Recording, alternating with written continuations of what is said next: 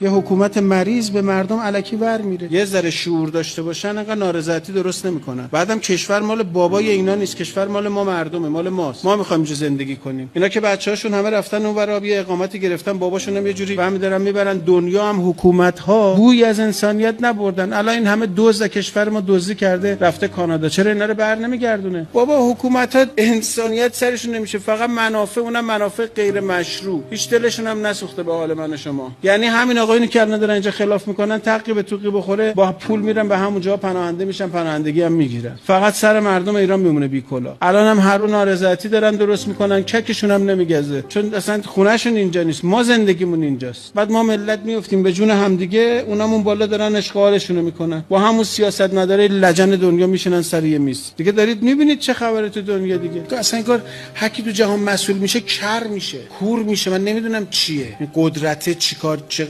جوریه، از هیچ کی هم درس نمیگیره به هیچ وجه. یعنی هیچ دیکتاتوری از دیکتاتور قبلی از سرنوشت اون درس نمیگیره.